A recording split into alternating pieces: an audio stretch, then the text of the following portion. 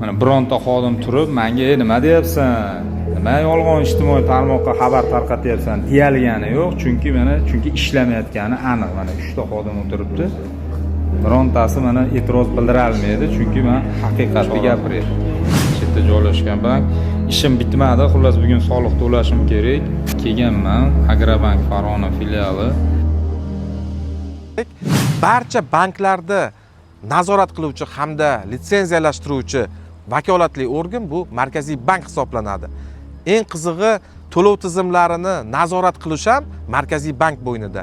Lekin bu holatda agarda e'tibor qaratadigan bo'lsak, aynan Agrobankda to'lov tizimlari nima sababdan ishlamayapti?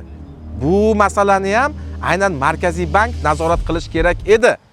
Hamda bu to'lov tizimlarini ijrosi bo'yicha, ishlashi bo'yicha, hisoboti bo'yicha ham Markaziy bank raisi nazorat qilish kerak edi. Hurmatli kuzatuvchilar, men yarim soat oldin kelganman.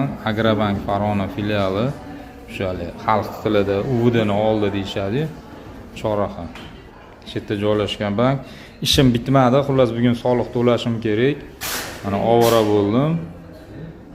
Programma ishlamayotgan ekan.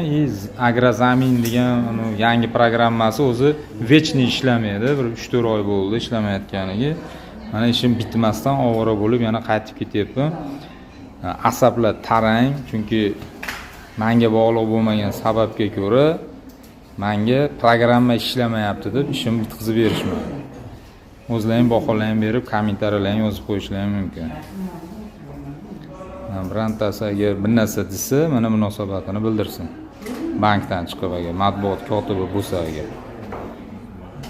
Nimasini videosini ko'tartiramiz, o'zini AKT bo'limini. Mana o'zini programmasi, soat, vaqt, sekundi qachon ishlaganligi. Mana bironta xodim turib, menga nima deyapsan? Nima yolg'on ijtimoiy tarmoqqa xabar tarqatyapsan deyalgani yo'q, chunki ishlamayotgani aniq. Mana 3 ta xodim o'tiribdi. Birontasi mana e'tiroz bildira olmaydi, chunki men haqiqatni gapiryapman. Mana fuqarolar hozirgacha aynan Agrobankda to'lov tizimlaridan norozi bo'lmoqda.